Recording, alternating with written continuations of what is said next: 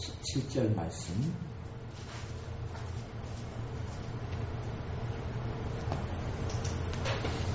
베드로전서 1장 15절부터 17절까지 제 가지고 있는 성경, 구약성경, 신약성경 377쪽에 있는 데 있습니다. 베드로전서 1장 15절부터 17절까지 같이 읽어보겠습니다. 오직 너희를 부르신 거룩한 자처럼 너희도 모든 행실에 거룩한 자가 되라. 기록하였으되 내가 거룩하니 너희도 거룩할지어다 하셨느니라. 외모로 보시지 않고 각 사람의 행위대로 판단하시는 자를 너희가 아버지라 부른즉 너희의 나그네로 있을 때를 두려움으로 지내라. 아멘. 외모로 보시지 않고 각 사람의 행위대로 판단하시는 자를 너희가 아버지라 부른즉 하나님께서는 사람을 외모로 보지 않고 겉사람으로 보지 않고 그 사람의 행위로 사람을 판단하신다 그럽니다. 마음에 있는 것이 행동으로 나타나는 것이고 마음에 있는 것이 말로 나타나는 것이에요. 그래서 하나님께서는 각 사람의 행위대로 판단하신다고 이야기합니다. 이건 신약과 구약의 하나님이 같은 하나님이고 성경의 하나님이 창조주 하나님이시기 때문에 각 사람의 행위대로 판단하신다 이야기하고 그분을 너희가 아버지라 부른즉 너희의 나그네로 있을 때를 두려움으로 지내라. 우리의 아버지 하나님이 그런 분이기 때문에 우리의 아버지 하나님이 우리를 행위대로 판단하시는 분이기 때문에 이때 우리가 인생을 살면서 두려움으로 지내야 한다고 이야기하는 거예요. 하나님을 모르는 사람은 하나님을 잘 모르는 사람은 하나님을 우습게 여기는 사람들도 많습니다. 하나님을 우습게 여기고 하나님을 만으로 여기고 하나님을 속이는 사람도 많고 그런 사람이 많은데 하나님은 그런 분이 아니다라고 이야기합니다. 하나님을 두려움으로 섬기라. 두려움이란 말은 뭐냐면 경외함을 이야기해요. 경외함. 두려움과 경외는 같은 말이에요. 하나님을 두려워하라. 하나님을 두려워하라. 비슷한 말이 무서워한다는 말도 있는데 뭐 비슷한 말이기도 하지만 좀 차이가 있기도 해요. 무서워한다는 것하고는 아버지를 무서워한다 그것하고 아버지를 두려워한다 그것하고 아버지를 경외한다 그것하고 아버지를 공경한다. 두려워한단 말이 경외한단 말이 사람에게 쓰일 때는 가장 근사친 말이 뭐냐면 공경한다 동경한다 그 말. 동경하고 공경한다. 내가 아빠를 사랑해. 딸이 아빠를 너무 사랑해. 사랑한다고 가서 아빠 머리카락을 막 쥐뜯고 아빠 뺨을 빰 때리고 그렇게 하면 그 자식은 아버지를 사랑하는 자식이에요? 멸시하는 자식이에요? 멸시하는 자식이에요.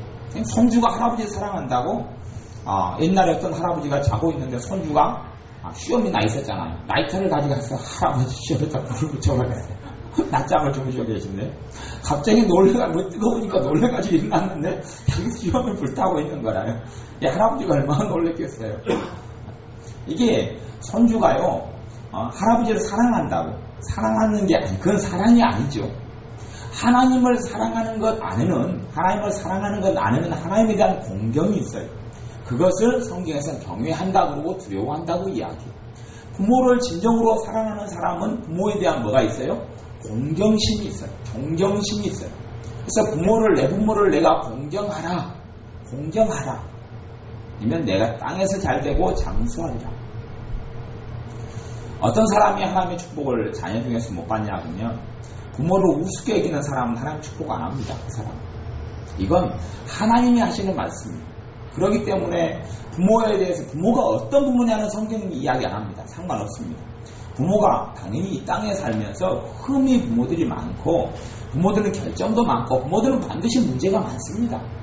완벽한 사람이란 이 땅에 존재하지 않습니다. 많은 그 모든 것을 다 떠나서 자식된 도리는 부모를 공경해야 한다고 이야기합니다. 그건 예외가 없이 누구를 위해서요? 부모를 위해서요? 나를 위해서요? 나를 위해서. 너가 부모를 공경하면 너가 땅에서 잘되고 장수하리라. 공경은 어디에서 나타나는 겁니까? 마음에서 나타나는 거예요. 마음에서. 부모가 시키는 대로 내가 행동을 해요. 근데 마음에서 불편이 가득해. 공경한 겁니까? 안 한 겁니까?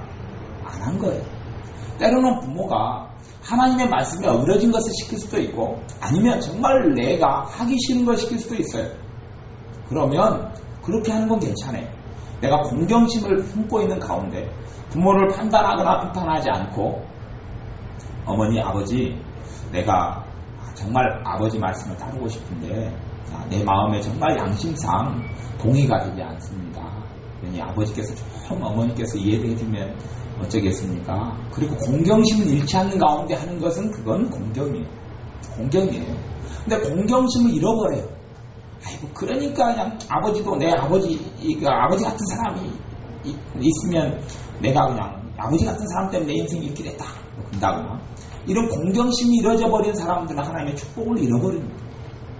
그래서 반드시 우리가 하나님의 자녀들이 부모님이 세상을 떠나기 전에 아니면 부모님하고 관계가 정리되기 전에 내가 독립된 가정을 또 꾸리고 살아가면 또 달라버려요. 과거를 다 잊어버려요. 근데 과거에 내가 부모를 공경하지 않고 살았던 그 죄가 없어져요? 안 없어져요? 안 없어져요. 그대로 다 쌓여있어요. 이것이 내 하나님의 축복을 다 가로막아버려요. 하나님의 자녀들은 축복을 다 가로막아버려요. 부모를 공경하는 마음을 회복하려면 해야 되는 것이 부모를 공경하지 않는 것을 회개해야 돼요. 마음에서부터 공경심이 있어야 돼요. 마음에서부터 존경심이 있어야 돼요. 존경심이 있고 공경심이 있어야 돼요. 그것이 참된 사랑이에요. 부모에 대한 사랑 안에는 뭐가 있어요? 공경심과 존경심이 있는 가운데 그러면 선을 지켜요. 부모는 부모고 나는 자식은 자식이에요. 이 선이 있어요. 선이 있어요. 그러지 엄마 아빠한테 반말 찍찍 해가면서 엄마 밥 먹었어? 아빠 뭐 내 신발 좀 닦아. 내가 지금 갈 테니까 빨리 옷 챙겨라. 그러면 그 자식은 한문으로 호자식이에요. 호로자식을 한문으로 호자식이라 그러거든요. 한문이 더 고상한 것 같아요. 그런 사람은 하나님의 축복을 못 누려요. 자식이 하나님의 축복을 못 누려요. 그래서 하나님께서 하나님도 그렇게 공경하라. 하나님에 대한 공경을 성경에서 두려워하라. 그리고 경외하라. 그렇게 이야기하는 거예요. 참다운 하나님의 하나님을 사랑하는 사람은 하나님을 마음을 다하고 뜻을 다하고 성품을 다해 하나님을 사랑하는 그 사랑 안에는 뭐가 있어요? 하나님에 대한 두려움이 있어요. 왜냐하면 하나님은 내 아버지일 뿐만 아니라 내 행위대로 판단하시는 분이 하나님이시기 때문에 그래요. 우리가요, 나는 예수님 믿고 사니까 죽은 다음에 이제 룰루루 천국 가면 다 끝난다. 그런 건 성경이 이야기하지 않아요. 내가 이 땅에서 어떻게 살지 예수 믿으면 천국 가니까 그때는 뭐 눈물도 없고 고통도 없고 천국 가면 이제는 다 끝났지. 하나님의 말씀 성경이 그렇게 이야기한 적이 없어요. 그건 사람이 만들어낸 거지. 성경은 그걸 이야기하지 않아요. 성경은 뭘 이야기하느냐? 내가 하나님의 자녀로 살아서 내가 행한 대로 내 행위도 내가 행한 대로 뭐 하겠다고요? 심판하겠다는 거예요. 신자만 심판받는 거 아닙니다. 어떤 사람은 그걸 믿는 사람은 상급의 심판을 받는다 이렇게 불러쓰는데 성경이 그 말은 하지 않습니다. 그건 사람의 해석이고 너가 행한 대로 다 심판하겠다고 이야기합니다. 그건 신자에게 하시는 말씀이에요. 심판은 누구에게도 엄정히 나타나느냐? 신자에게도 엄정히 나타난다고 이야기해요. 그건 주님의 말씀이에요. 성경의 이야기예요. 사람이 만들어낸 그런 걸 믿지 말고 주님의 말씀이 있는 그대로 받아들이고 믿어야 돼요. 그렇기 때문에 오늘 말씀 베드로 전서에서도 오직 너희를 부르신 거룩한 자처럼 15절에 너희도 모든 행실에 어떠한 자가 되라? 거룩한 자가 되라. 깨끗한 자, 거룩한 자가 되라. 거룩한 자가 되라. 기록하였을 때 내가 거룩하니 너희도 거룩할지어다. 각 사람의 행위대로 판단하시는 자를 너희가 아버지라 부른즉 하나님은 우리의 행위대로 판단하시고 우리가 심는 대로 거두어요. 우리가 심는 대로 거두어요. 우리가 용서로 거두면 하나님 용서로 거두고 내가 자비로 심으면 자비로 거두고 내가 기도로 심으면 그것도 믿음의 기도로 심으면 기도 응답으로 거두고 내가 성령님과 동행하는 삶을 살면 성령 하나님으로부터 영생을 거두는 그러한 은혜가 우리에게 있어요. 내가 미움과 다툼으로 심으면 거기에서 나는 가시와 원건기를 나는 반드시 거두어야 돼. 그게 하나님의 말씀이고 하나님의 법이에요. 하나님의 자녀라 해서 내가 가시와 원건기를 심어놨는데 거기에서 포도가 열리는 일은 절대 없습니다. 처리를 해야 돼요. 가시와 원건기는 뽑아내야 돼요. 가시와 원건기를 뽑아내야 돼요. 처리하지 않으면 하나님의 자녀로서 자동적으로 누린다면 지모가 아는 하나님의 사람들이 다 행복하고 기쁘게 살아? 다 건강하게 살아? 왜 안 그러지? 하나님의 사람이 자동적으로 뭐 돼야 된다면 예수를 믿는 사람들이 다 잘 돼야 될 거 아니에요? 다 성령 충만해야 되고 다 천국을 누리고 살고 안 그러지요? 10명 예수를 믿으면 한두 명이 그럴까 말까 그러죠. 예수를 믿는 부부들은 이혼을 안 합니까? 예수를 믿는 사람이나 안 믿는 사람이 이혼율은 똑같아요. 솔직한 이야기로 이혼율이 조금 높아요. 불신자보다 신자들이 이혼율이 조금 높아요. 그런 일도 있어요. 희한한 일이에요. 목회자, 목사님들이라고 이혼 안 한 줄 압니까? 목사님들 이혼 많이 해요. 막 참고 살다가 우락병이 치러져서 그리고 치밀어 올라와서 이혼 많이 해요. 왜냐하면 주의 종이고 목회자고 하나님의 자녀라 해서 하나님이 보장해주지 않아요. 내가 하나님 앞에 서서 내가 해야 될, 하나님의 자녀로서 해야 될 것을 내가 할 때에 하나님은 나를 지켜주시고 보호하시고 축복하시는 거예요. 하나님께서 우리에게 뭐라고 이야기합니까? 나그네로 있을 때를 두려움으로 지내라. 두려움은 하나님을 경외함으로 지내라는 이야기. 경외함으로. 하나님 앞에서 살아가라는 이야기. 내가 마음대로 해놓고 하나님을 원망하는 그러한 삶은 하나님은 그걸 기뻐하지 않아. 성경 고린도후서 5장을 찾아보겠습니다. 고린도후서 5장 말씀. 5장 10절 11절 고린도후서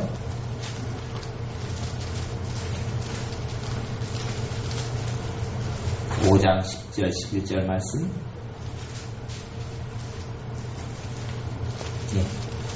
5장 9절부터 읽어보겠습니다. 9절부터 11절까지 말씀. 고린도 교회에 주는 말씀이에요. 고린도 전서고 후서인데 고린도 교회만이 아니라 예수 그리스도를 믿는 사람에게 주는 말씀이에요. 고린도 후서 5장 9절부터 같이 읽습니다. 그런즉 우리는 거하든지 떠나든지 주를 기쁘시게 하는 자 되기를 힘쓰노라. 이는 우리가 다 반드시 그리스도의 심판대 앞에 드러나 각각 선악간에 그 몸으로 행한 것을 따라 받으려 합니다. 우리가 주의 들어오심을 알므로 사람을 구원하노니 우리가 하나님 앞에 알리워졌고 또 너희의 양심에도 알리워졌기를 바라노라. 아멘.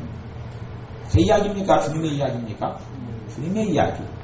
주님께서 사도 바울을 통하여 하시는 말씀입니다. 무엇을 이야기합니까? 이는 우리가 다 반드시 우리는 요 사도 바울도 자기도 포함되는 거예요. 사도들도 포함되고 우리가 다 그리스도인 사도들이라 할지라도 우리가 다 반드시 그렇게 이야기했어요. 반드시 그리스도의 어디 앞에 서서요? 심판대 앞에 드러나. 그러니 숨기운 것이 드러나지 않을 것이 없다라고 말씀하세요.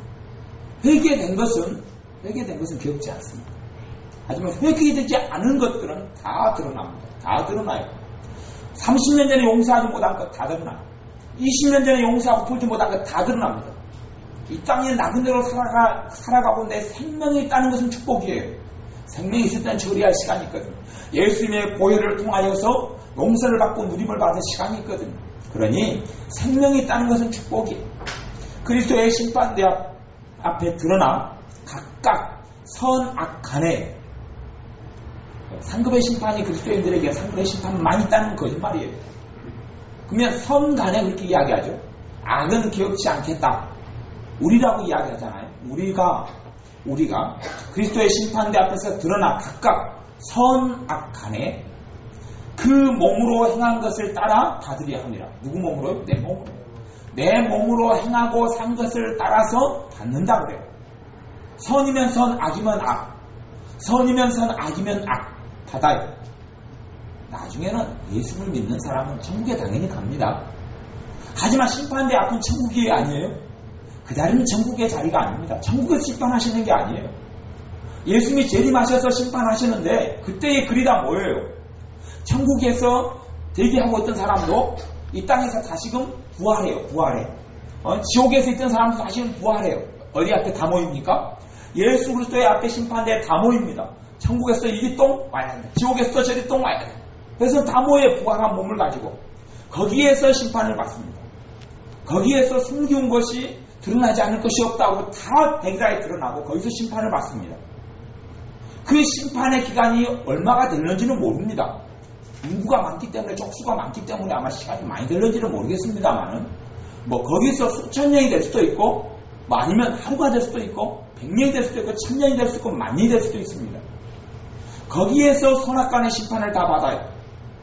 그리고 난 다음에 이제는 악한 자는, 주님을 부인하고 주님을 믿지 않는 자는 이제는 두 번째 사망으로 들어가고 우리는 영생으로 들어갑니다.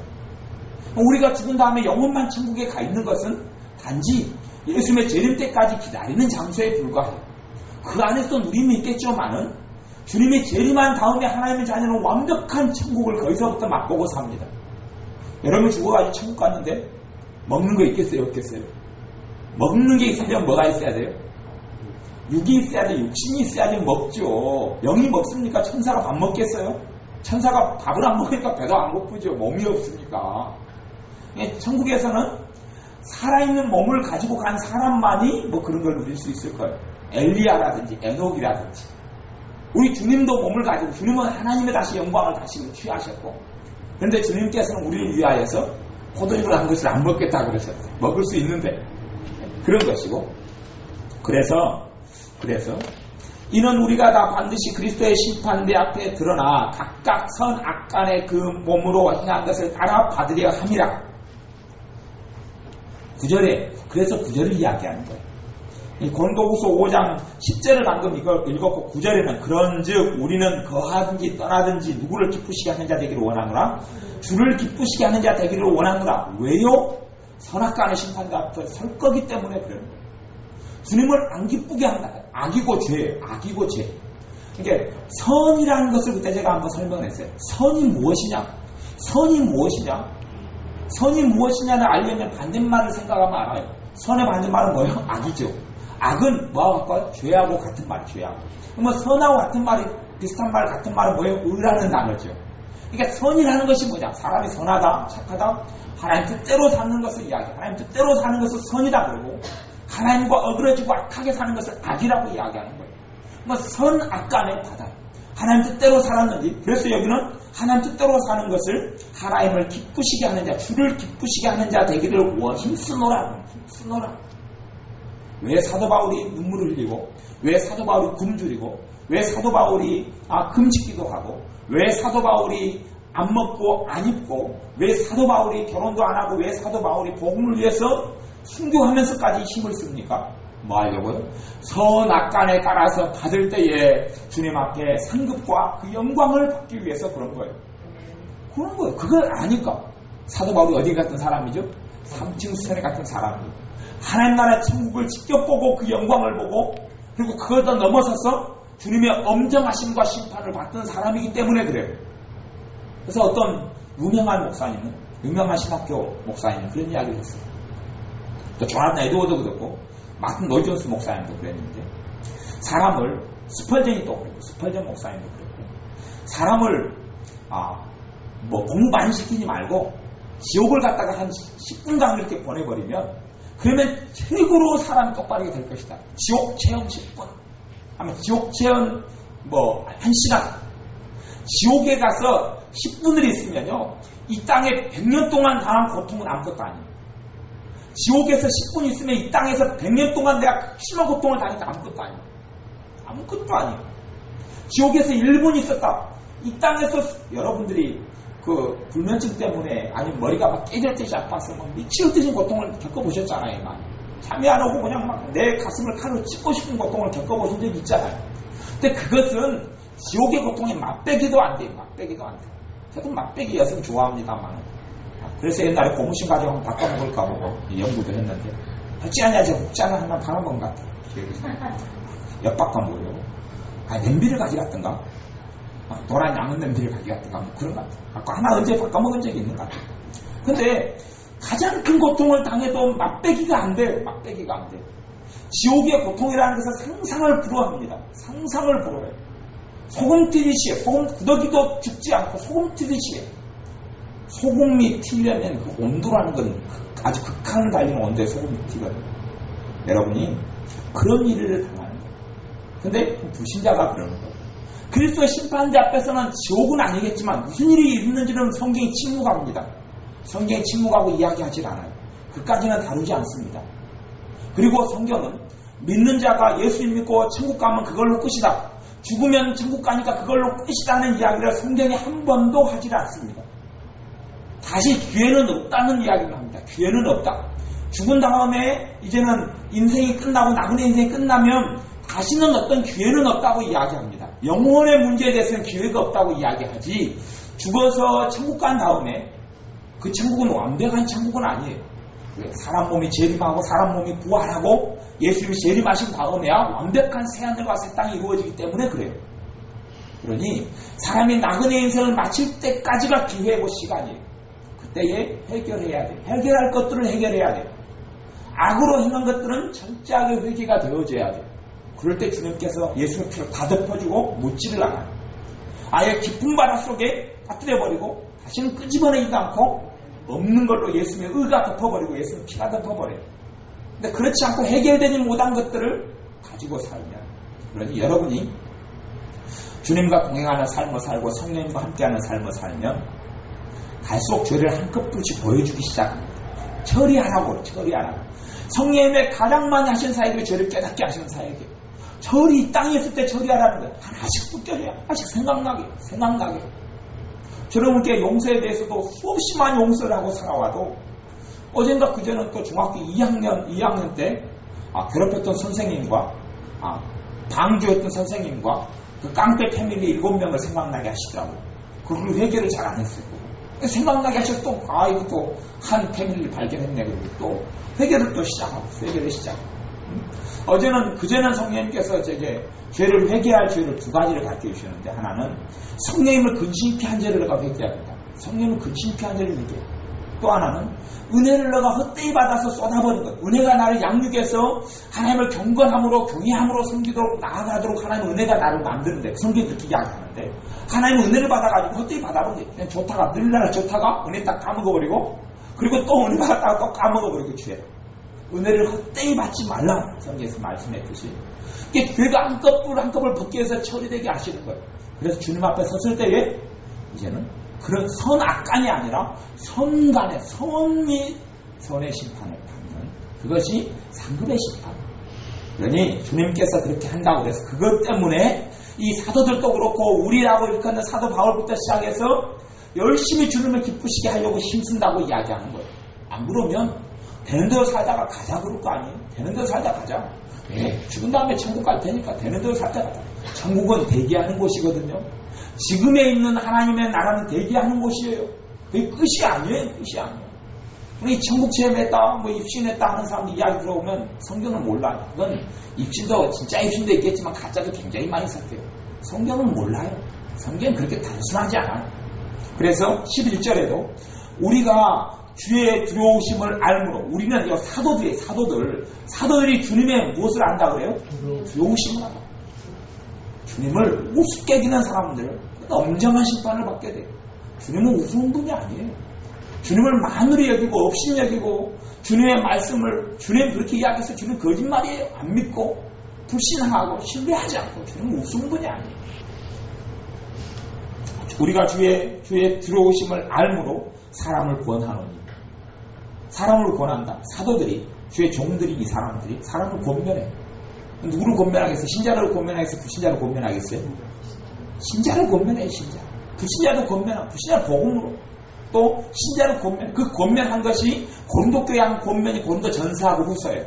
너희들이 지금 믿는 자밖에 안 살고 못된 것이 너무 많다. 어찌 하나님의 자녀가 서로가 서로를 향하여 고발하고 또 세상 사람도 안 할 이 못된 짓을 하고 세상 사람들도 안 할 우상 숭배를 너희들을 타고 있냐. 그게 고린도 전서에 쭉 흐름이에요. 그러면서 그게 권면하는. 너희들이 주님의 들어오심을 우리가 아는데 너희들도 이렇게 살면 안 된다. 우리가 하나님 앞에 알리워졌고 또 너희의 양심에도 알리워졌기를 바라노라. 그렇게 이야기하면서 우리에게 주님께서 선악간에 심판한다고 이야기하는 것이 고린도 후서만 하는 이야기가 아니에요. 고린도 로마서에도 있고 골고루 있어요. 골고루. 눈을 똑바로 뜨고보면 반복적으로 나와요. 누구에게? 그리스도인들에게 하는 이야기예요. 내가 그래서 하나님께서 이 땅에 하나님의 자녀가 살아갈 때도 선악간으로 우리를 다루셔요. 하나님의 자녀가 살아갈 때도 선악간에 회개하는 자에게는 은혜를 주시고 회개하지 않고 주님을 없이 여기는 사람에게는 은혜가 임하지 않아요. 하나님의 보호가 나타나지 않아요. 주님의 십자가를 의지하고 내 부족함을 가지고 하나님께 나아가서 주님의 보혈을 의지하여서 회개하는 사람에게는 회개한 것만큼 그 은혜가 임하고 그 도우심이 임하요. 하나님의 자녀가 꼭 배워야 할 것은, 이 땅을 살아가면서 꼭 배워야 할 것은 하나님을 경외하는 것을 배워야 합니다. 하나님의 두려우신 줄 알아야 합니다. 참된 하나님의 사랑 안에는 하나님을 두려워하는 것이 있어요. 부모를 내가 참으로 사랑하는 것 안에 부모에 대한 뭐가 있어요? 공경심이 있어요. 공경심이 있어요. 남편과 아내가 서로를 참으로 사랑하는 것은 남편은 누구에 대한 공경이 있고요, 아내에 대한 공경이 있고, 아내는 누구에 대한 공경이 있고요, 남편에 대한 공경이 있고, 그럴 때 선을 지킬 수 있어요. 각각 자기보다 남을 낮게 여기고, 너희는 서로 복종하라. 왜 복종합니까? 서로에게요. 왜 교회 안에서 서로 복종하고 남편과 아내가 서로 복종하고 그리고 주님 안에서 서로 복종하느냐? 왜요? 주님 때문에, 하나님을 경외하기 때문에 그렇고, 그 사람을 참으로 내 이웃을 내 몸과 같이 사랑하라. 사랑 안에는 뭐가 있어요? 존경이 있단 말이에요. 존경이 있어요. 사랑하는 사람은 그 사람의 인격체를 대우해요. 자식이든지 부모든지 아내든지 남편이든지 공경해요. 대신 멍멍이는 우리가 공경할 수 없어요. 멍멍이는 보고 이제 침을 흘릴 수는 있어도 공경할 수는 없어요. 멍멍이는 식사감이기 때문에 그렇고, 집 지키는 강아지이기 때문에 개를 보고 아이고 잘 계셨습니까? 인사는 안 한단 말이에요. 공경의 대상이 아니에요. 강아지나 이런 것들. 하지만 사람은 공경과 존경의 대상이에요. 그가 아무리 악한 사람이라 할지라도 우리가 존경심과 공경을 잃으면 주님이 기뻐하지 않아요. 왜요? 그 악한 사람 안에 하나님의 형상이 들어가 있기 때문에, 하나님이 만들었기 때문에 아무도 없이 여김 받은 사람이 없기 때문에 그래요. 그래서 아까 말씀에는 사람을 외모로 취하지 말라고 이야기하는 거예요. 하나님의 사람을 외모로 보지 않는다. 왜? 그 안에 뭐가 있어요? 하나님의 형상이 들어가 있기 때문에 그래요. 예전에 귀신을 쫓아내는 사역들을 많이 교회가 하고 사람들이 할 때에 잘못 배워가지고 그 사람에 대해서 막 욕을 하고 그 사람을 괴롭히는 일들이 많이 있었어요. 왜냐하면 막 반말 함부로 하고 그렇게 귀신을 쫓아내는 일을 80년대 이럴 때는 많이 했어요. 이 성경을 모르고 하나님을 모르기 때문에 일어난 일이에요. 그 사람을 공경하지 않아버리는 거예요. 귀신에게 명령할 때도 제대로 된 아는 사람은요, 귀신 역사하는 사람도 정신이 있습니다. 아내가 잘 정신이 있어요. 귀신이 막 발동한 다음에 귀신 역사 끝나면 뭐라고 이야기하냐요? 내가 본의 아니었네. 우리 윤일사님이나 당했죠. 윤일사님 오니까 귀신 들린 사람이 윤일사님한테 이 불려시가 왔다 무섭다 그랬어요. 윤일사님이 그 할머니, 귀신 들린 할머니 손을 잡고 막 기도하니까 불려시 아프다, 손 좀 잡지 말아라, 불려시 손나라. 그리고 귀신이 이제 딱 멈추니까 내가 본의가 아니었네, 미안하네, 진심이 아니었네, 정신이 있어요. 그러니까 우리도 쫓아낼 때 되면 그 사람을 공경하는 의미에서 그렇게 이야기할 때도 있어요. 내가 성도님에게 하는 게 아닙니다. 내가 성도님에게 하는 게 아니고 성도님에게 있는 악한 것, 성도님을 힘들게 하고 고통스럽게 악한 더러운 귀신들에게 내가 명령하는 겁니다. 그리고 예수 이름으로 악한 것은 저주받지 않을지어다, 그렇게 이제 하는 거예요. 왜? 사람을 공경하기 때문에 그래요. 그 안에 하나님의 형상이 있기 때문에. 그런 것처럼 하나님을 공경하고 하나님을 두려워해야 돼요. 하나님을 경외해야 돼요. 하나님을 경외함을 배우지 못하는 사람은 하나님 축복을 못 누립니다. 하나님을 바르게 사랑하는 것은 뭐가 있어요? 그 안에 경외함이 있어요. 하나님을 잘못 사랑하면 꼭 부모를 사랑한다고 우습게 여기고 자기 마음대로 부모를 조종하려고 그러면서 사랑한다는 거예요. 맨날 보고 싶다고 사랑하는 건 아니에요. 맨날 엄마한테 전화한다고 엄마 사랑하는 게 아니에요. 그건 사랑을 삐뚤어진 사랑이라 그래요. 삐뚤어진 사랑. 제가 아는 어떤 남자는 자기 아내를 30년 동안 가둬두고 살아. 30년 동안 자기 아내를 가둬두고. 얘 뭐야, 그런 남자가 적을까 많을까? 많아요. 적다고 생각하지? 너 나중에 만나서 결혼해봐. 많아요. 굉장히 많아요. 제가 목회를 하고 사역을 하고 사람 만나니까 굉장히 많아요. 부분적으로 가두는 사람도 있고 광범위하게 가두는 사람도 있고. 그러니 미장원 한번 가면 신고를 안 하면 가면 안 되죠. 그리고 어느 때 갔다가 시간 안에 안 들어오면 집에 연락해서. 그런 사람 굉장히 많아요. 굉장히. 결혼하기 전에는 쓸게 간 다 빼줄 것 같이 하지만 결혼한 다음에 남자가 여자를 완 통치하고 지배하는 남자가 굉장히 많아요. 연애할 때는 알아요, 몰라요? 모르죠. 안 살아보니까. 몰라요. 다 좋지요. 근데 경험한다면 그런 경우가 굉장히 많아요. 왜요? 사랑한다고 하지만 사랑이 아니라 그게 뭐예요? 집착이 집착. 사랑이 아니라 왜곡된 사랑, 삐뚤어진 사랑이라고 해요. 그건 진짜 사랑이 아니에요. 왜요? 그 상대방에 대한 뭐가 없어요? 공경이 없어요. 존경이 없어요. 존경이 없어요. 하나님에 대한 사랑하는 사람, 하나님에 대한 경외가 있어요. 하나님을 경외하는 것을 배우지 않는 사람은 하나님을 사랑하지 않는 사람이에요. 마음을 다하고 힘을 다하고 뜻을 다하고 성품을 다하는 하나님의 사랑을 배우는 사람은, 그래서 하나님의 사랑이라는 단어와 하나님을 경외한다는 단어는 떨어져 있는 단어가 아니에요. 예수님을 믿는다는 것과 예수님께 순종한다는 것은 떨어져 있는 단어가 아니에요. 예수님을 믿는다는 것과 예수님의 뜻대로 살아간다, 행한다는 것은 떨어져 있는 단어가 아니에요. 하나로 묶여있는 단어예요. 마찬가지로 하나님을 사랑한다는 것과 하나님을 경외한다는 것은, 하나님을 두려워한다는 것은 떨어져 있는 게 아니에요. 같은 거 연결되어 있는 거예요. 연결되어 있는 거예요. 그것을 하나님 자녀들이 꼭 이해를 해야 합니다. 하나님을 경외함을 꼭 이해하고 배워야 합니다. 하나님을 경외하는 것에 대해서 말씀을 좀 더 찾아보겠습니다. 이사야 33장입니다. 이사야 33장 5절 6절 5절 6절 말씀. 하나님의 두려우신 줄을 알면 죄를 회개합니다. 최소한 안 터지려고. 자식이 부모 두려운 줄을 알면 사고로 칩니까? 안 칩니까? 안 치죠. 안 쳐요. 최소한 자식이 부모의 사랑까지는 잘 모를 나이면 부모를 두려워하는 것, 경외하는 것, 부모를 존경하고 공경하는 것을 가르쳐놔야 합니다. 그래야지 선을 안 넘어가요. 선을 안 넘어가요. 법을 아는 사람은 법을 잘 선을 넘어갑니까? 안 넘어갑니까? 안 넘어가요. 대신 그건 안 하겠죠. 이웃을 봉사하라, 아니면 주변에 쓰레기를 주워라. 그건 법에 있어요? 없어요? 없지요. 길가에 있는 쓰레기를 주워라는 법이 없어요. 그럼 그건 안 하더라도, 쓰레기를 버리면 너희들 벌금 나오잖아요. 벌금. 쓰레기를 버리는 것은 안 하겠죠. 죽지는 못할지언정. 마찬가지로 하나님을 경외하는 걸 배우면 나를 경외가 지켜줘요. 하나님을 경외하는 것이 울타리거든요. 하나님을 두려워하는 것이 울타리가 되어져요.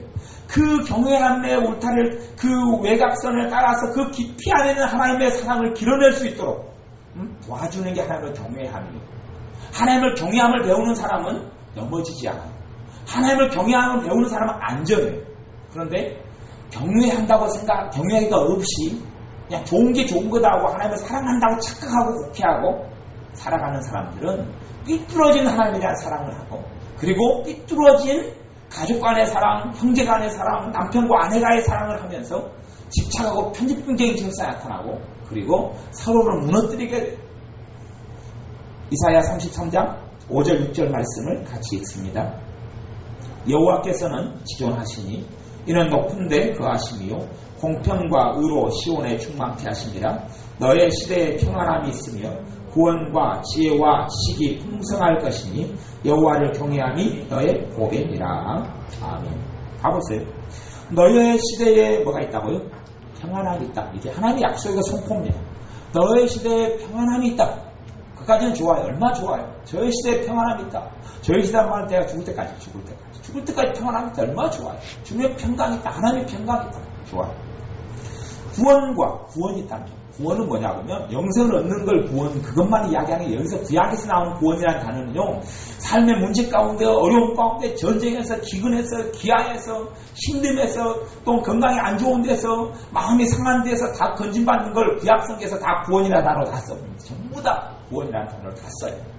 구원이라는 단어는 굉장히 큰 단어고 폭이 넓은 단어예요. 사랑이라는 단어도 뭐라고 정의가 안 돼요. 너무 덩치가 커가지고 정의가 안 돼요. 마찬가지로 이 아버지가 어떤 분이냐 그러면 아버지가 어떤 분이냐 쉽게 말할 수 있어요? 없어요? 없어요. 왜? 원체 복잡하고 크기 때문에 정의가 잘 안 돼요. 존재가 정의가 안 돼요. 당신이 남편과 함께 30년 사는 남편이 어떤 분이냐 이야기하면 정의가 잘 안 돼요. 아내가 어떤 사람이냐고 이야기하면 정의가 안 돼요. 이럴 땐 이렇다가 저럴 땐 저랬다가 헷갈아가니까 정의가 안 돼요. 그런 것처럼 이런 단어가 굉장히 먼 단어, 큰 단어인데, 구원과 뭐가 있다고요? 지혜와 지식이 풍성할 것이니, 구원, 내 삶 속의 문제에서 건져주시고, 기도에 응답해주시고, 건강이 안 좋은 것을 치료해주시고, 또한 내게 필요한 것을 공급해주시고, 이 구원이에요, 구원. 지금보다 구약시대는 더 끔찍한 전쟁들이 많이 있던 시대에 하나님의 구원을 하나님의 백성들을 체험하고 살았어요. 못 먹고 굶어 죽어가는 상황에서 하나님의 구원을 체험하여서 먹고 살았던 그 구약시대에 신약시대에는 얼마나 하나님 응답하시기 환경이 좋아요. 환경이 안 좋고 구약시대에는 응답하려고 그래도 농사를 짓고 살아가는 세상에서 응답하려고 그래도 응답이 쉬워요? 어려워요? 굉장히 어려워. 오늘 씨를 뿌렸는데 내일 열매가 나버릴 수는 없잖아요. 양을 키우고 먹고 살았는데 오늘 양이 그냥 임신도 안 했는데 새끼 나가지고 내일 5마리, 100마리 되버릴 수는 없잖아요. 근데 요즘에 응답하시는 로또 하나만 딱 하셔도 그냥 금방 응답이 한 큐에 끝날 수 있는데 그렇죠? 우리 이제 하나님 응답하는 방법은 너무 많아요. 누가 돈이 막 궁하고 힘들어서 이렇게 하나님 돈 나올 구멍이 아무 생각에도 없더래. 근데 갑자기 회사에서 그걸 주는 거예요. 인센티브를 주는데 굉장히 액수가 1000단위가 나왔다고. 근데 회사가 한 번도 인센티브 준 적이 없대요. 한 번 나왔는데 1000단위가 나와서 자기 어려움을 해결하고 돈이 남았다고 그러더라고요. 이게 하나님은 요즘 세상에서는요, 얼마든지 역사하실 수 있는 길이 너무 많아요. 근데 구약시대에는 그런 길이 없어요. 거의. 그래도 하나님은 구원했어요. 하나님은 전능자이기 때문에. 근데 그 구원이나 지혜나 지식이 풍성할 것이니 왜 지혜와 지식이 풍성하다고 이야기하냐면 하나님의 응답하신 주된 방법이 뭐니까요? 지혜와 지식이에요. 지혜를 통해 응답할 지식은 지식과 관련된 것을 자문에서는 총명이라고 이야기하고 명철이라고 이야기해요. 명철과 관련된 건 지식이에요. 지식이 풍성해야지 알지요. 가령 뭐 장사를 해야 되는데 아이템이 어디 있냐? 뭐가 필요해요? 지식과 정보가 필요하잖아요. 지식과 정보가 올 때 성님의 감동이 일어나는 거지. 아무것도 모르는데 뭘 해야 된다는 거 어떻게 알아요? 이게 지식도 하나님이 주는 거예요. 지식이 굉장히 하나님 자에게 필요해요. 지식이 없이 어떻게 삽니까? 지식이 있어야 돼요.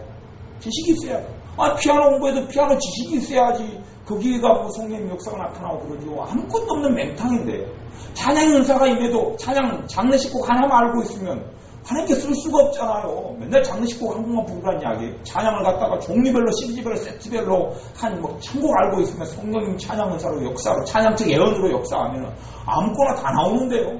그래서 깊이 있는 하나님의 역사가 찬양을 통해 나타날 수 있단 말이에요. 지식이 필요해요, 지식이. 근데 지식도 누가 줘요? 하나님께서 주신단 말이에요. 근데 이 모든 것이 여호와를 경외함이 너의 보배니라. 내 보배가, 내 금덩어리가, 내 황금이, 내 재산이, 내 자산이 뭐라고요? 여호와를 경외합니다. 하나님을 경외합니다. 하나님을 두려워합니다고 이야기해요. 하나님을 두려워하고 경외함이 우리에게 꼭 있어요. 하나님을 두려워하고 경외함을 배워야 돼요. 그렇기 때문에 우리의 기도들도 쉽고 가볍게 해버리면 되지 않아요. 기도가 입에 발린 말로 하면 되지 않아요. 마음속에서 진심으로 해야 돼요. 진심으로 안 하려면 입을 닫아버려야 돼요. 진심으로 하는지 나를 살펴봐야 돼요. 그냥 습관적으로 하지 말고 습관적으로 하는 기도들 많잖아요. 예배 대표 기도 시켜놓으면 지금은 처음 시간이니 마친 시간까지 함께 해주옵소서. 뭐 대표 기도 할 때 쓰려면 예배가 중간쯤 와버렸죠. 설교 전이죠. 근데 처음 시간이라며. 여기는 아무 생각 없이 그냥 하는 거야. 아무 생각 없이. 또 어떤 기도는 하나님 구하지 아니한 것까지라도 다 응답해 주옵소서. 예수 믿으면 기도합니다. 구하지 아니한 것은 응답이 더 성경에 나왔어요? 안 나왔어요. 그냥 들은 대로 맨날 해요. 들은 대로 그냥 녹음 기도 아니고. 이 마음속에서 기도하는 건 없어요. 이게 왜요? 습관적으로 그냥 들은 대로 속에서 나오는 기도가 아니고 그냥 되는 대로 흘러가는 대로 그냥 라디오처럼 마음에 돌리면 주파수 잡히는 것처럼 마음대로 틀어 놓는 거예요. 그게 아니라 마음속에서부터 해야 돼요. 마음속에서부터. 믿음이 없으면 믿음이 없다고 도와달라고 해야 돼요. 진심으로 그 안에서부터 해야 돼요. 하나님을 경외한다는 것은 그런 것이에요. 하나님을 두려워한다는 그런 것이에요. 하나님을 경외하고 두려워하는 사람이 하나님 말씀을 가까이 하지 않아요. 그건 하나님을 우습게 한다는 표시지요. 하나님 말씀을 가까이 하지 않고 하나님 말씀을 사모하지 않아요. 그건 하나님을 우습게 하는 거예요. 우습게 하는 거예요. 하나님을 경외하는 사람은 하나님 말씀을 통해 하나님을 경외하는 사람, 하나님을 경외하지 않는 사람은 그거예요. 하나님의 뜻을 구하지 않아요. 하나님의 뜻을 구하지 않으면서 하나님을 사랑한다고 해요. 거짓말이 참말이에요. 거짓말이에요. 요즘에 믿는 사람들은요, 하나님의 기뻐하신 뜻을 구하는 사람이 없어요. 구하지 않아요. 하나님의 뜻을 구하지 않아요. 하나님의 뜻을 구하면 큰일 날 거라고 생각해요. 왜냐하면 하나님의 뜻이 내가 원치 않는 것을 날 끊고 간다고 생각해요. 하나님의 뜻은요, 내 장래에 평안을 주라고 장래에 소망을 주려 함이에요. 내게 가장 좋은 길로 인도하시고 그 길을 통하여서 내가 하나님을 더 사랑하게 하고 주님을 더 영화롭게 하는 삶의 길을 걸어가게 하는 것이 하나님이에요. 나를 만드신 하나님이 내 성격을 모르겠어요. 내 기질을 모르겠어요. 내 취향을 모르겠어요. 나에게 가장 맞고 좋은 걸 인도하시는 분이 하나님인데 그런 하나님을 곡해하고 오해하니까 하나님의 뜻을 구하지 않아요. 자기가 정해놓고 그거 해달라는 거예요. 그러니 하나님의 응답할 수도 없고 안 할 수도 없고 복잡한 상황이 우리의 삶 속에 많이 벌어져요. 하나님을 경외하는 사람은 하나님의 뜻을 구하게 돼요. 하나님의 뜻을 구하는 것이 내 삶에 없다. 하나님을 경외하지 않는 사람이에요. 하나님을 조종하고 있는 사람이고 하나님을 종으로 부르고 있는 사람이고 하나님을 우습게 여기는 사람이죠. 하나님을 경외함이 없는 사람은 이걸 누리지 못해요. 평강을 누리지 못하고요. 그렇죠? 지혜, 하나님으로부터 온 지혜, 하나님으로부터 온 좋은 지식과 정보들이 없어요. 하나님을 경외하지 않는데 왜 하나님도 축복하실 수 있냔 말이죠. 하나님은 축복하실 수 없어요. 하나님이 함께 하실 수 있어요? 아니요. 하나님은 함께 하실 수 없어요. 물론 떠나지 않고 그분의 성령님으로 내 영 속에 나와 함께 하시죠. 그 함께 한다는 것하고 실제로 나와 함께 있어주는 것은 다른 거예요. 다른 거예요. 실제로 함께 있어주는 걸 누리는 건 다른 거예요. 단지 마지못해서 계시는 거예요. 성령님이 내 안에 계시면서 또 내 삶에 대해서 근심하고 탄식해요. 근심하고 탄식해요. 왜 내 자식이 이러한 길을 가고 이런 생각으로 이런 마음을 먹고 이러한 불신함과 이런 원망과 이러한 분노와 이러한 악함을 가지고 내 자식이 살아가느냐 하는 탄식을 해요. 탄식을 하지 기뻐하지 않아요. 기뻐할 때 내 안에 계신 성령님께서 기뻐할 때 하나님을 경외하는 것이고 기뻐할 때 내 삶에 그 하나님의 보호와 하나님의 역사하심과 하나님의 능력이 내 삶 속에 나타나는 거예요. 하나님을 경외함을 꼭 배워야 합니다. 성경을 하나마다 찾아보겠습니다. 에레미야 29장 말씀, 이사야 다음 에레미야가 있습니다. 29장 11절부터 14절까지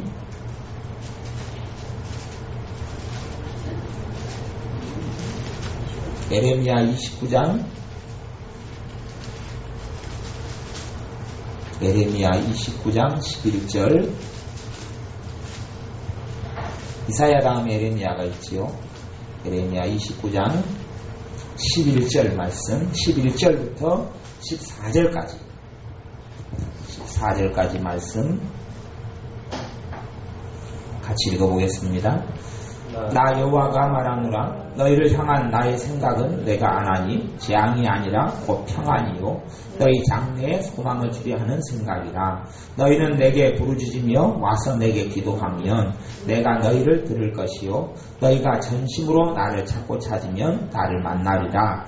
나 여호와가 말하노라. 내가 너희에게 만나시겠고 너희를 포로된 중에서 다시 돌아오게 하되 내가 쫓아 보내었던 열방과 모든 곳에서 모아 사로잡혀 떠나게 하던 본 곳으로 돌아오게 하리라. 여호와의 말이니라 하셨느니라. 아멘. 나 여호와가 말하노라. 너희를 향한 나의 생각은 내가 안하니 재앙이 아니라 곧 평안이요 너희 장래에 소망을 주려 하는 생각이라. 이게 하나님의 마음이에요. 하나님의 자식된 우리에게 대한 하나님의 마음은 이거예요. 이것을 헛되로 삼아놔야 돼요. 그래서 그런 의미에서 이 예레미야 29장 11절 같은 굉장히 중요한 구절이 됩니다. 하나님에 대해서 예레미야 29장 11절 같은 경우는 하나님에 대해서 굉장히 많은 하나님이 누구신가를 알려주는 중요한 구절이 거기서 되는 거고요. 그러면서 하나님이 어떤 분인지를 바르게 알게 되면 나오는 것이 뭐예요? 12절이에요. 12절. 너희는 내게 부르짖으며 기도가 가능해요. 간절한 기도가 가능하단 말이에요. 왜? 하나님이 누군지를 아니까. 간절한 기도가 가능한 이유는 믿음이 생겨나기 때문에 그래요. 하나님을 누군지 알면 믿음이 생겨나요. 그 하나님이 누군지 아는 말씀을 통하여. 하나님이 누군지 알면 부르짖는 게 가능해져요. 부르짖는 것하고 한탄하는 건 다릅니다. 부르짖는 것하고 탄식하는 것 틀려요. 탄식이 아니고 부르짖는 거예요. 부르짖는 것. 너희는 내게 부르짖으며 와서 내게 기도하면 내가 너희를 들을 것이요 너희가 전심으로 나를 찾고 찾으면 나를 만나리라. 하나님을 어떤 사람이 찾아요? 못 만나요. 그러면 무슨 일이죠? 전심으로 찾고 찾지 않은 거예요. 전심으로 마음을 다하여 찾지를 않은 거예요. 그냥 찾으면 말고 들어주면 말고 안 들어주면 말고 뭐 그렇게. 아니면 하나님에 대해서 배째라 배째십시오. 하나님이 들어줄런지 안 들어주면 내가 그냥 가만 안 있겠습니다. 아니면 하나님이 안 들어주면 내가 그냥 안 믿어볼라 합니다. 기도 안 해볼라 합니다. 아니면 예배 안 드려볼라 합니다. 배째십시오. 그렇게 배짱을 튕기는 사람도 있고요. 이게 아니, 그냥 진심으로 하나님을 찾아야 돼. 나를 찾고 찾으면 나를 만나리라. 그렇게 말씀하세요. 요 예레미야 32장 40절 32장 40절을 봐보십시오. 32장 40절 32장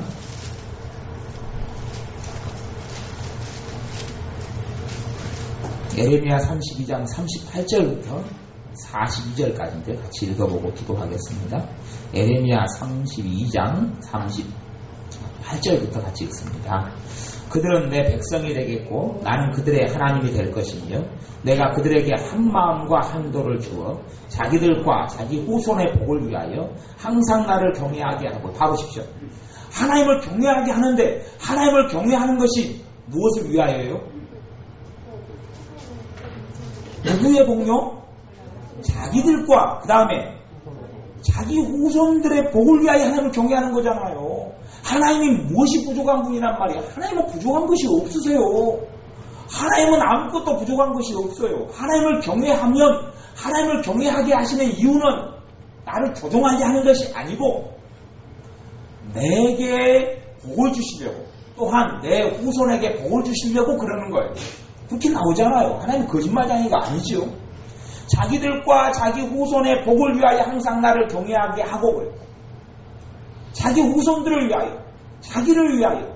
하나님을 경외하는 사람은 자기가 복을 받습니다. 하나님을 경외하는 사람은 누가 복을 받습니까? 내 후손이 복을 받습니다. 하나님을 두려워하는 사람은 내 후손이 복을 받습니다. 하나님을 두려워하는 사람은 하나님의 뜻이 뭔지를 묻는 사람이고, 하나님을 기쁘게 하려고 힘을 쓰는 사람이고, 그러한 사람은 내가 복을 받고 내 후손이 복을 받습니다. 하나님이 내 장래와 내 삶의 평안과 소망을 주려 하시려고 하나님은 그렇게 역사하시고 임하시기를 원하시는데, 하나님을 경외함을 배우지 않기 때문에 문제는 하나님의 자녀들이 누리지고 살지 못하는 겁니다. 40절 내가 그들에게 복을 주기 위하여 그들을 떠나지 아니하리라. 나를 떠나지 않는 이유가 뭘 주시기 위해서요? 복을 주기 위하여. 어떤 사람은 기복신앙, 복을 구하는 신앙이 문제다. 아니요. 하나님은 복을 주시는 하나님이에요. 하나님이 저주를 주려고 나를 하나님 믿게 하시는 게 아니에요. 단지 복이 목적이 되면 안 된다는 이야기예요. 복이 목적이 되면 안 되고, 복을 주시는 하나님도 중요하죠. 맨날 자식이 아빠와 만난다, 아빠가 맨날 밥을 굶기면 좋겠어요? 아빠가 사랑도 해주지 밥도 줘야지요. 어린 자식에게는. 내가 그들에게 복을 주기 위하여 그들을 떠나지 아니하리라 하는 영영한 언약, 영영한 언약, 언약은 약속, 계약, 영영한 언약을 그들에게 세우고, 이것이 하나님과 우리가 예수의 피를 통하여 세우신 언약이 이런 언약이에요. 이런 언약이 세우고 나를 경외함을 그들의 마음에 두어 나를 떠나지 않게 하고.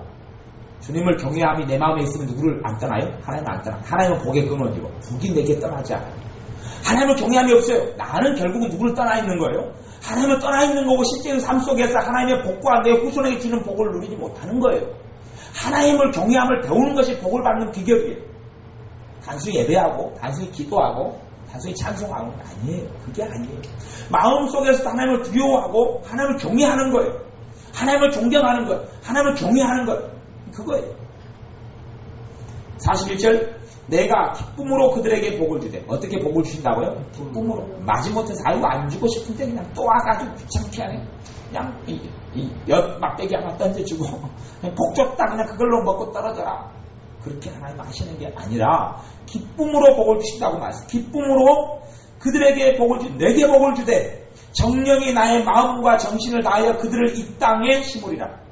하나님께서 정령코 하나님의 마음과 하나님의 정신을 다하여, 우리에게도 하나님께서 마음과 뜻을 다하여 너의 하나님을 사랑하라고.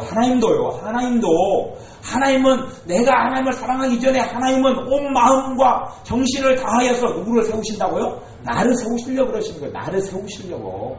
그런 하나님을 아셔야 합니다. 정신을 다하여 그들을 이 땅에 심으리라. 42절 나 여호와가 이같이 말하노라. 내가 이 백성에게 이 큰 재앙을 내는 것 같이 허락한 모든 복을 그들에게 내리리라. 모든 복을 그들에게 내리리라 말씀하시는 거예요.